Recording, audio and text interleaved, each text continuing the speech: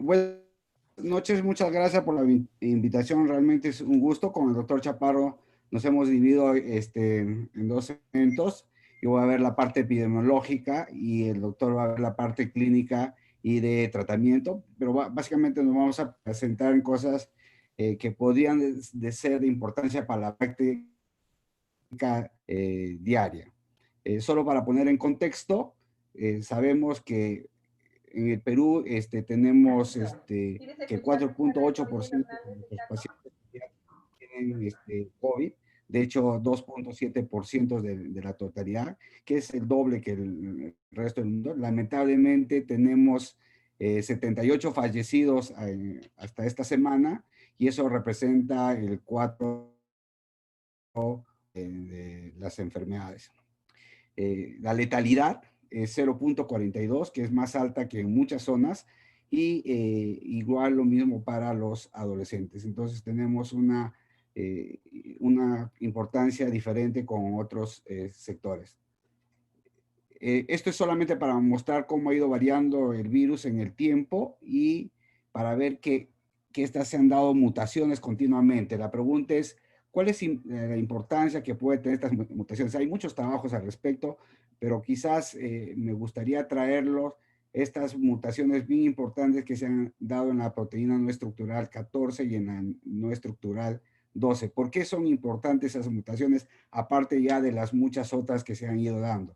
Lo que pasa es que la mutación en esta proteína no estructural 12 es importante, pues es la que se encarga de ensamblar los nucleótidos en un nuevo genoma. De hecho, este es el punto en el cual actúa el rendicivir y el mutar podría cambiar la eficacia. Y el NCP14 es la proteína correctora. ¿Por qué es importante tener en cuenta todas estas manifestaciones? Puesto porque tiene una importancia clínica. De hecho, la clínica podría variar en el tiempo a medida que pase el tiempo. En el diagnóstico, los test diagnósticos podrían variar. El tratamiento podría ser de diferente éxito según la mutación del país donde usted esté dando el tratamiento, y la vacuna podrían tenerse la necesidad, por ejemplo, de tener vacunas diferenciadas entre los diferentes lugares donde se vacunan estas. Entonces, un primer punto es ver que las mutaciones podrían tener un impacto. Se ha estado buscando mucho cuáles son los factores de riesgo en la población pediátrica, eh, porque hay mucha controversia al respecto. A diferencia de los adultos, se tiene que los factores de riesgo son hipertensión, diabetes, obesidad, como todos saben, y en pediatría han comenzado a saberse de muchas publicaciones en la cual ya se están aclarando cuáles son los verdaderos factores de riesgo.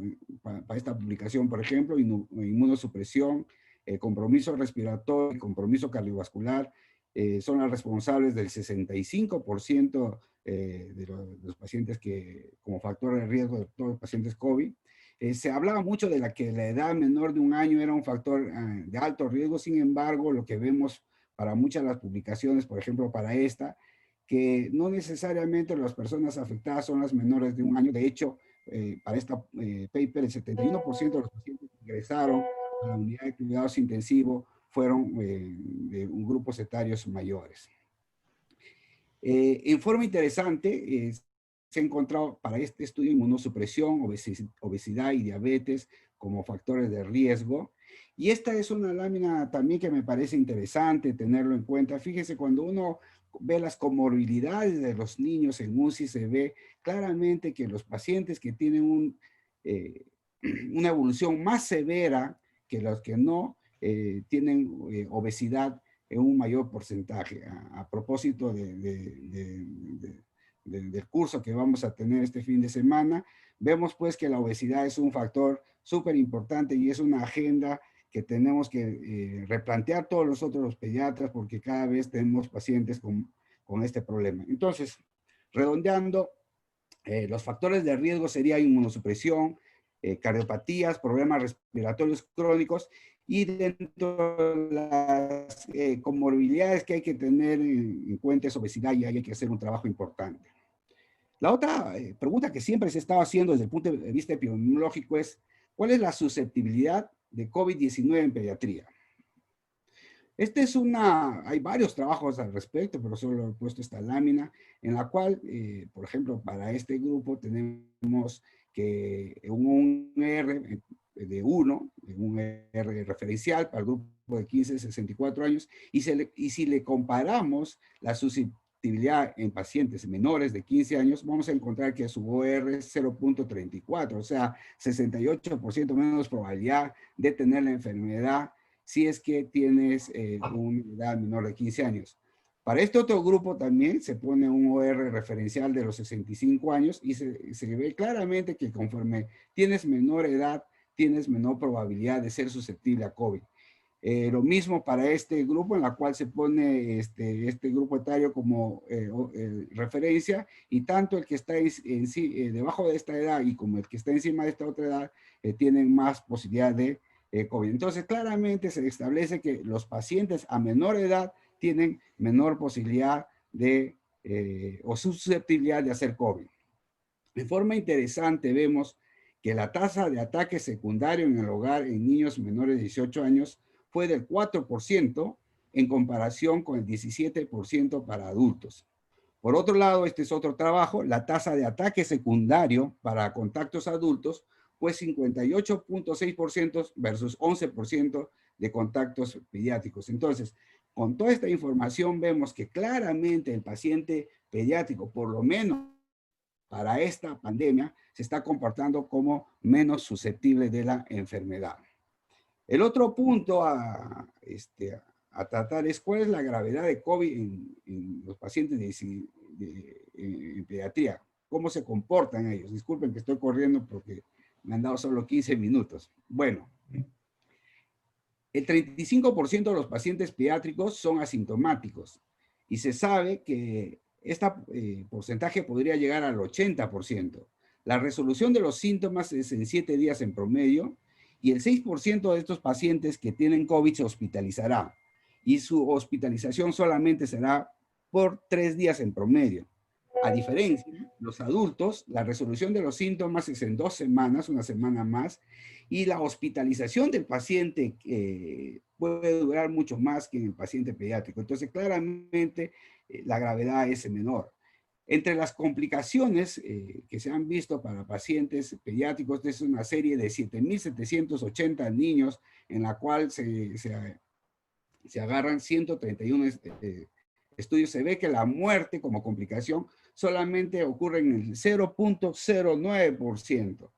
Entonces es una cifra bastante menor a la que nosotros tenemos. Igual para las otras complicaciones como ventilación mecánica y shock, en la cual vemos que el paciente tiene menos compromiso. Y fíjense, MIS es 0.14% de las complicaciones en el paciente pediátrico. Esta es una letalidad observada en España. En menores de 10 años la letalidad es 0.02 y de 10 a 19 años es 0.03. Y en Perú, acuérdense que tenemos 0.4 y 0.2, una letalidad bastante mayor. Entonces, ustedes saben, esto se ha discutido. Puede ser diferente en el sistema inmune, mejor respuesta con menor probabilidad de comorbilidades, menos hipertensión, menos enfermedad cardiovascular, etcétera. Diferencia la exposición de patógenos, en realidad hay mayor prevalencia de infecciones con coronavirus comunes que le estarían dando una respuesta cruzada. Y este es un trabajo en el cual efectivamente se ve que la respuesta cruzada sí existe.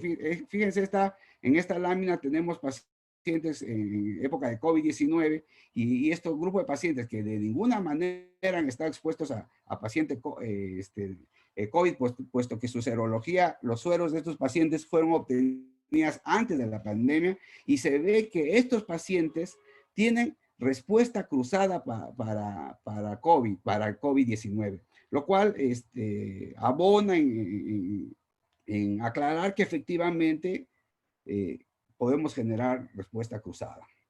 También las otras explicaciones, diferencia en los receptores ACE2, ya sabemos, en teoría el patrón de de receptores AC2 en el niño es bimodal. Tenemos receptores entre los 0 y 1 años, baja los receptores, y nuevamente cuando eres adulto tienes más receptores AS2, y ustedes saben que esta podría ser una gran explicación para esa diferencia de severidad y gravedad de los pacientes.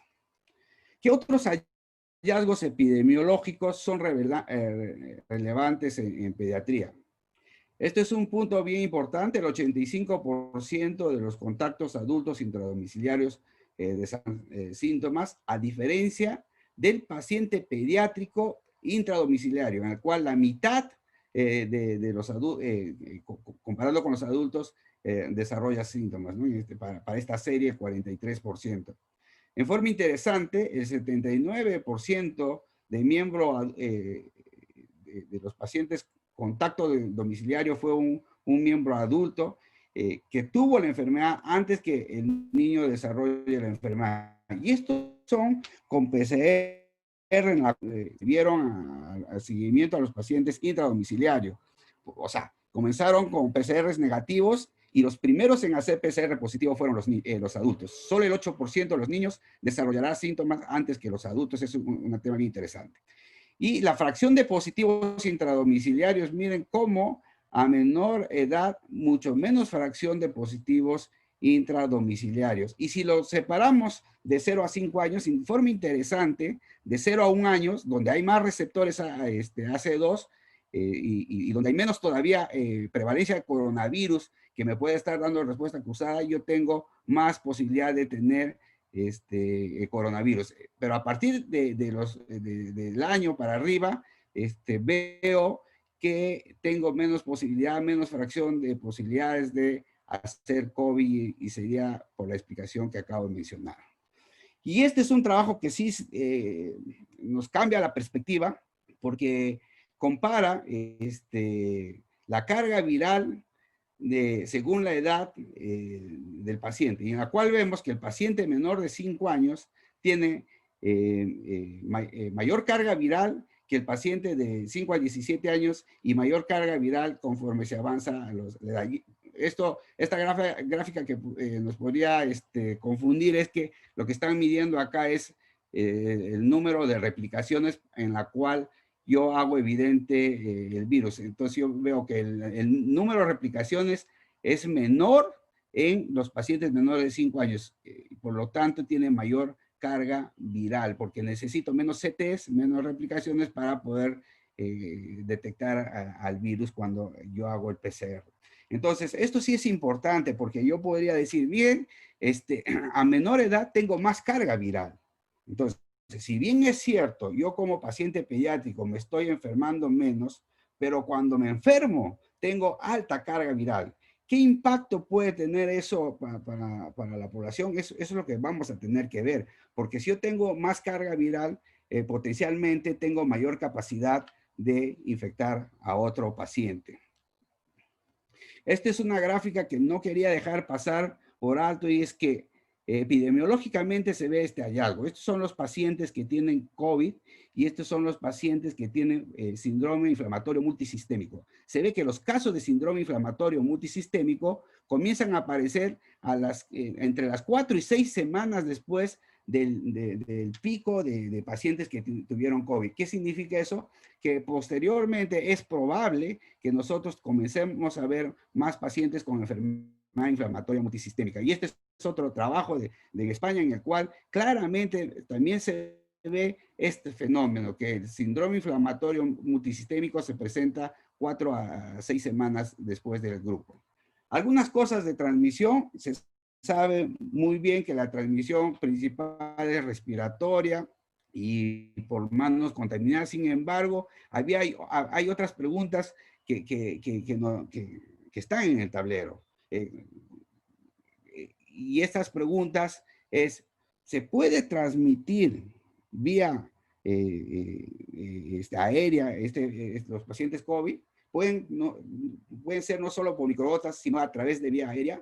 Entonces, bueno, hay trabajo. Esta es una simulación en la cual se ve que los pacientes con COVID, también pueden establecerse aerosoles que en general tienen una vida media de 1 hora y media, pueden tener una vida media de 3 horas en el ambiente, pero en general 1 hora y media de vida media. Si estos, el SARS-CoV-2 está en cartulina, tiene una vida media mayor. Si está en acero, 6 horas. En realidad la vida media en superficie es mayor, pero lo que yo quería llamar la atención acá es que sí se puede obtener virus en vía aérea.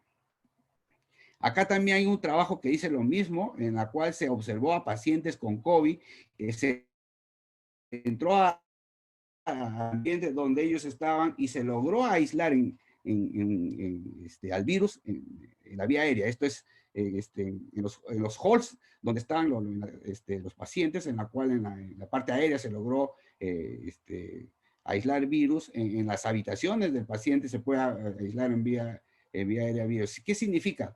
Que si yo puedo captar en el ambiente estos virus, significa que sí existe la posibilidad de aerolización en el paciente. Y no solamente cuando uno hace procedimientos, como se decía inicialmente, sino en el estado normal del paciente. Pero ¿cuánta importancia tiene este problema? Bueno, no se sabe exactamente cuánta importancia, pero acá voy a poner un ejemplo de lo que podría significar y que nos debe poner atentos. Por ejemplo, este es un paciente que es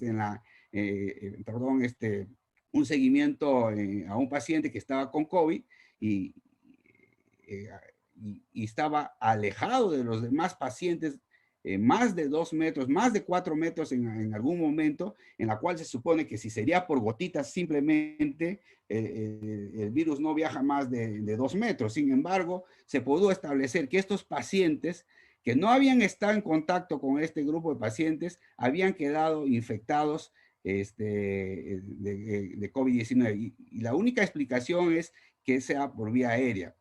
Y la que permite que eso suceda es los sistemas de aire acondicionado. El sistema de aire acondicionado hace que este virus que está suspendido, como el aire está en recirculación, finalmente se pueda diseminar a zonas más grandes. ¿Cuál es el mensaje que debemos tener acá para nuestras oficinas, para nuestros hospitales, para nuestros consultorios? Es que debemos tener abiertas las ventanas, cuidado con los sistemas de aire acondicionado, que estén haciendo recirculación del aire, evitar que los pacientes estén muy cercanamente. Por favor, respetemos la distancia y hagamos que los pacientes ojalá puedan hacer o parte de las cosas que se tengan que hacer sean en forma externa. Esto va a minimizar esa posibilidad de transmisión. Entonces, ¿es posible la transmisión por aerosoles? La respuesta es sí, sobre todo en lugares mal ventilados, en sistemas donde hay recirculación de aire. Y entonces la idea ahí es, si se tiene que atender, atendamos por favor en espacios abiertos. Si yo voy a ir a mi paciente, que esto esté, por favor se puedan abrir las ventanas y ojalá no estén muy cercanos a otros. Muy bien, para terminar, ¿todavía cuánto tiempo me queda? No sé, por favor, ¿me pueden decir cuánto tiempo me queda? Ya te has pasado, Roger, 10 minutos de los 15 minutos que dijiste que tenías. Bueno, regáleme 2 minutos más, por favor. ¿Cuál es la importancia? Porque esta es una pregunta que siempre nos hacemos. ¿Cuál es la importancia de los asintomáticos y presintomáticos? Esta es la pregunta que siempre nos estamos haciendo. Hay varias revisiones sistemáticas al respecto, hay varias publicaciones, y lo que se tiene en realidad es que los portadores presintomáticos ya pueden infectar, las infecciones están un 45% cuando están en la época de presintomáticos, y para este otro trabajo un 62%. Y esta transmisión que generan los presintomáticos ocurre entre 1 y 3 días antes del inicio de los síntomas. La gran pregunta, y los sintomáticos, ¿cómo se comportan? Si queda claro, fuente importante de transmisión, pero los presintomáticos, ¿cómo se comportan? Bueno, esta es una gráfica en la cual se ve que la curva de carga viral y de desaparición de carga viral en el tiempo es exactamente la misma del sintomático que en el presintomático. Entonces tenemos, y también hay estudios por otro lado, que la carga viral de los pacientes presintomáticos es igual a de los asintomáticos. Entonces, queda claro que el asintomático podría estar cumpliendo un rol muy importante. Sin embargo, cuando se hace el análisis de estos trabajos, las poblaciones no son representativas, hay posibles errores al momento de reportar los síntomas, no se descartan algunas infecciones y eso hace difícil que podamos establecer el verdadero rol de los sintomáticos. Y con esta termino. ¿Qué estudio necesitamos para saber cuál es el verdadero rol de los asintomáticos? Debemos determinar la dinámica viral temporal y la transmisibilidad del SARS-CoV-2. Primero, ver cómo se comporta una población sana, representativa, hacerles un seguimiento durante y después, en las cuales tengamos que medir carga viral, y así podríamos terminar. Y esta última, la exposición de los trabajadores de salud con respecto a la población general. Se sabe que el riesgo relativo de un trabajador de la salud es 11 veces más que la de una población general. Sin embargo, la gente dice, bueno, pero el trabajador de salud está más testeado. Si se hace ese tipo de correcciones, de todas maneras, el personal de salud tiene hasta 3 veces más riesgo de posibilidad de infectarse. Mil disculpas, he tenido que correr por cuestiones del tiempo, pero eso es lo que les quería transmitir como eventos importantes de la parte epidemiológica en COVID. Muchas gracias.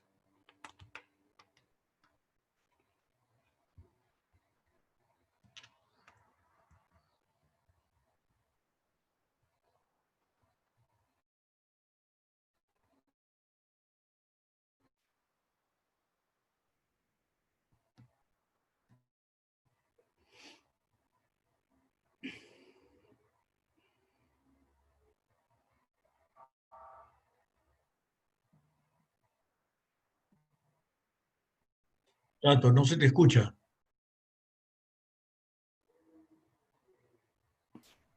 ¿Ahora sí? Sí, ahora sí, perfecto. Ok, gracias.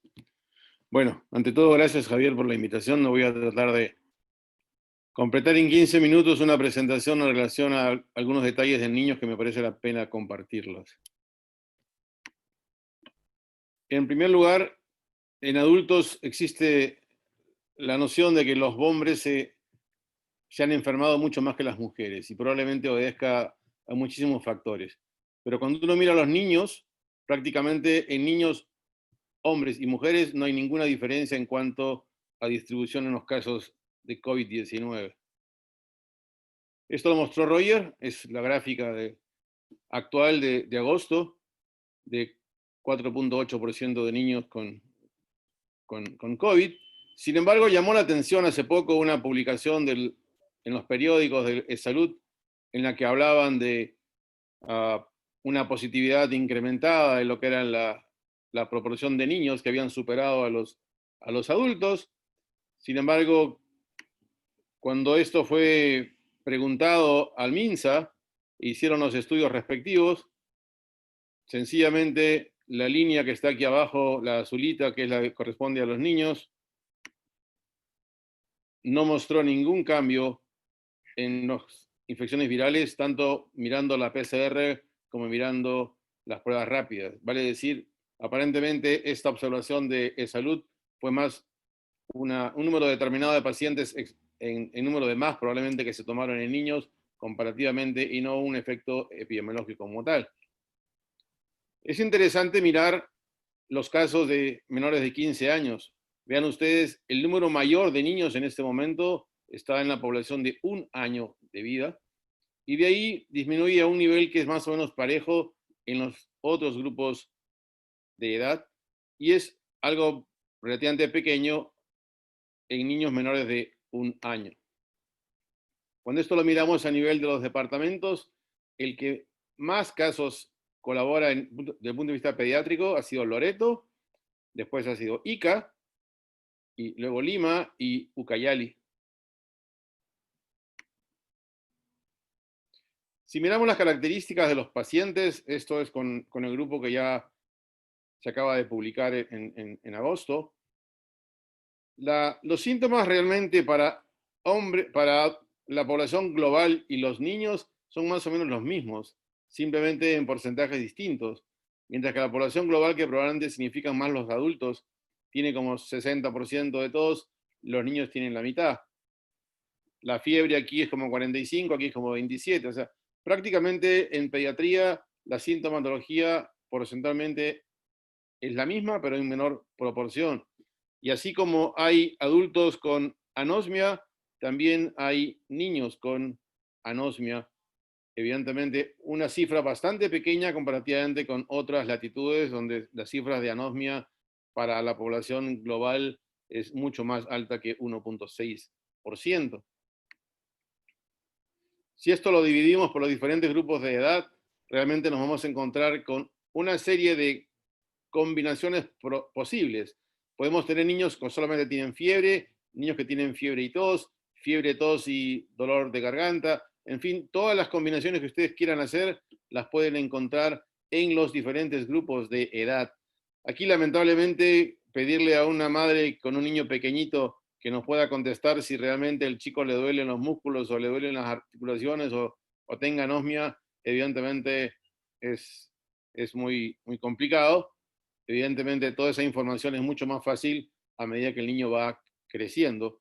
Pero vean ustedes, no hay mucha diferencia en los números cuando uno mira los diferentes grupos de edad, excepto cuando miramos cefalea, que es mucho más frecuente en la población de 10 a 14 años, o cuando miramos dolor de pecho, que también es mayor en el grupo de niños de 10 a 14 años, y en lo que significa anosmia también.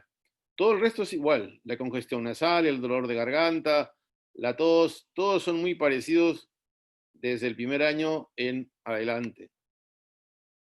Por eso es que cuando uno toma la información, uno puede decir que en niños principalmente ocurren este tipo de fenómenos. Una infección respiratoria de vías altas o una infección respiratoria baja, que podría ser leve, moderada o severa. Hay niños que van a hacer fiebre sin foco, otros van a ser manifestaciones extrapulmonares y el que comentó Roger, el famoso síndrome inflamatorio multisistémico en pediatría. Y cuando hablamos de vías respiratorias altas, típicamente la rinorrea, dolor de garganta, la tos, la fiebre, a veces un poco de mialgias, un compromiso muy leve del estado general. Aquí no hay dificultad respiratoria, aquí si alguien quiere tomar una radiografía es normal. A veces puede haber síntomas digestivos, incluso a veces los síntomas digestivos son antes del cuadro respiratorio y otras veces ocurren durante la enfermedad. Cuando el cuadro ya va a vías respiratorias bajas, se agrega a todo esto compromiso ventilatorio con saturaciones que disminuyen un poco, radiografías que tienen realmente infiltrados bilaterales y en las cuales podemos encontrar una proteína C reactiva o una procalcitonina alterada y en algunos casos, porque no ocurre en todos tampoco, una linfopenia leve.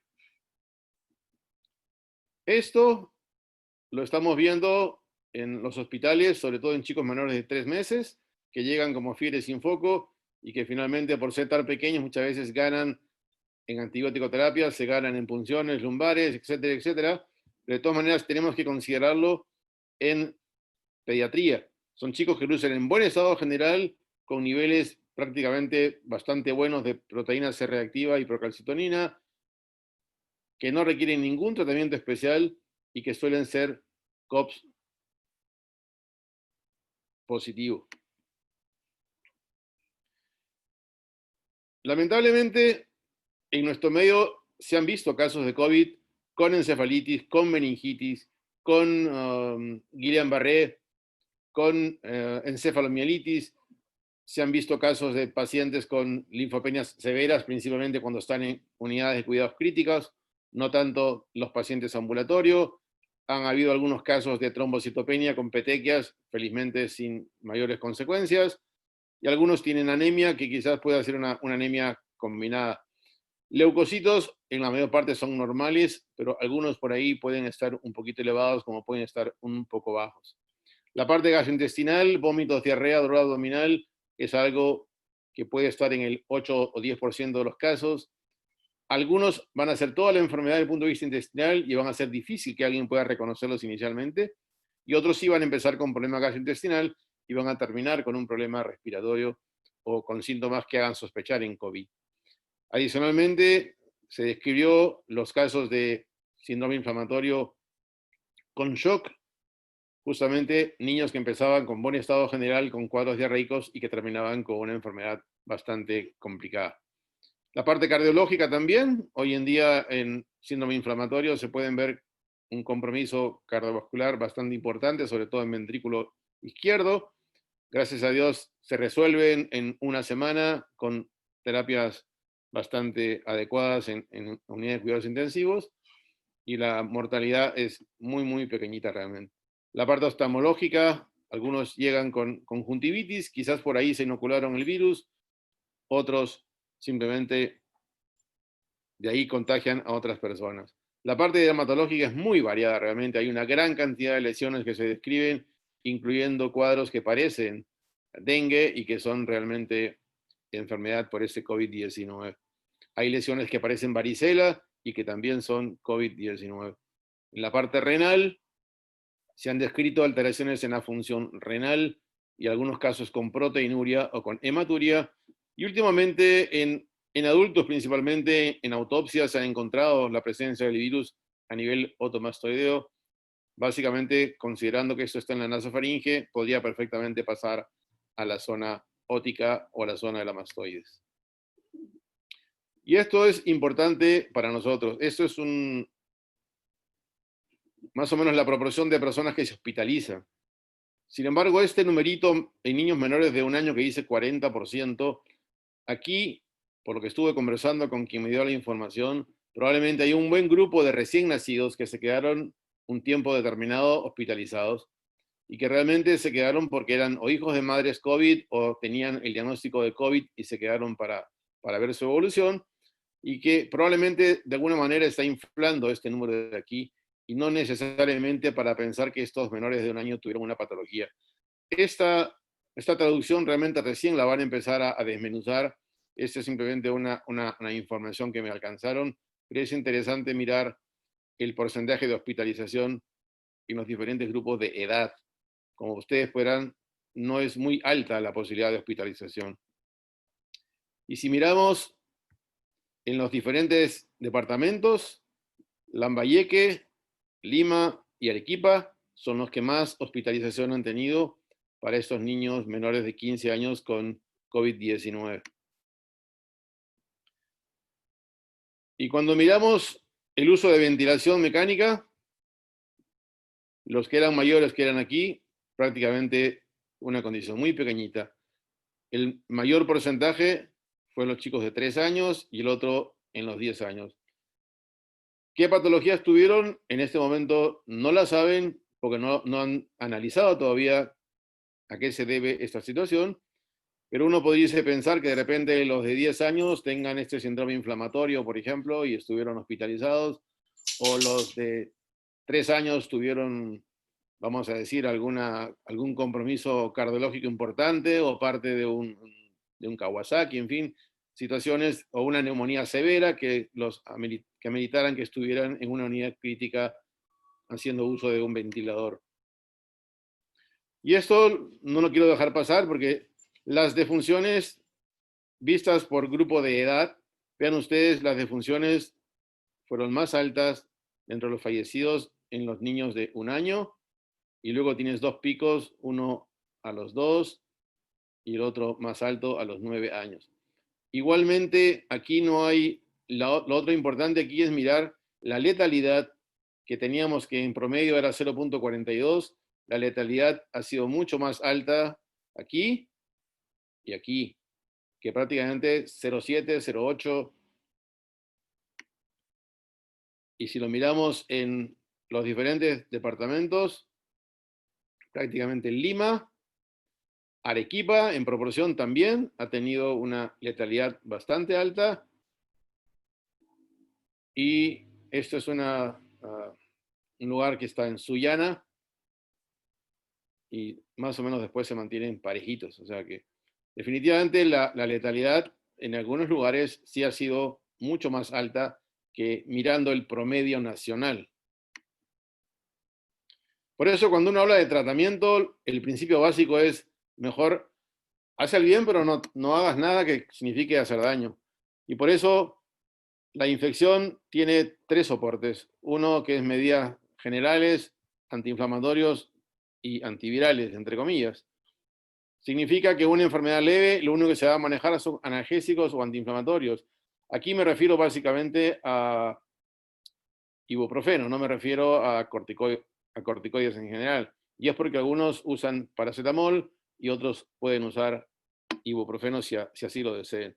Esto de antitusígenos es una proposición que han hecho en el grupo que está trabajando en Europa, pero realmente esto no es para todos los pacientes, eso es quizá para un paciente en especial que la tos no le permite alimentarse, no le permite dormir correctamente, entonces le dan a ese paciente en especial un antitusígeno, pero después para nosotros en el medio mayormente manejamos solamente analgésicos de tipo paracetamol.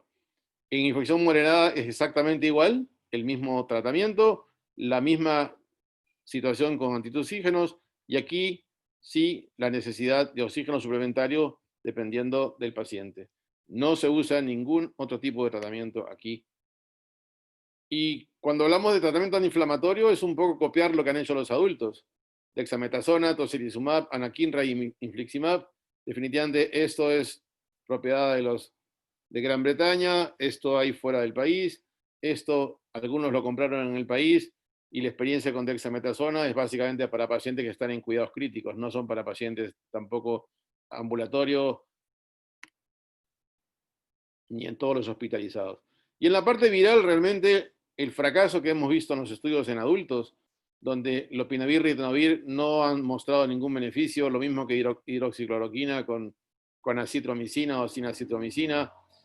La única expectativa que nos queda es esperar resultados de ivermectina, que hoy paralelamente creo Teresa estaba presentando con un grupo, no tengo idea de lo que van a presentar, pero es algo importante de mirar, porque sería la única arma que uno tuviese en este momento para intentar trabajar la parte viral de la enfermedad, porque Remdesivir se la compró allá nuestro presidente del norte, y ahí se quedó para su país.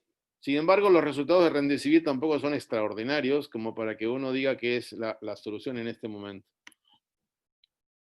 Entonces, nos hemos quedado simplemente con algunos estudios prometedores en Remdesivir, probablemente también en ivermectina, pero en todo lo que significa lopinavir, ritonavir, acitromicina e hidroxicloroquina, la experiencia en adultos fue tan mala que realmente todas las experiencias en niños se han suspendido y por tanto en Europa ya no se trabaja más con este nivel, simplemente les queda por estudiar un poquito lo que se puede hacer con Remdesivir. Entonces, eso es lo que quería mostrarles en cuanto a lo que significa la evolución en el país de la enfermedad de COVID-19. Gracias.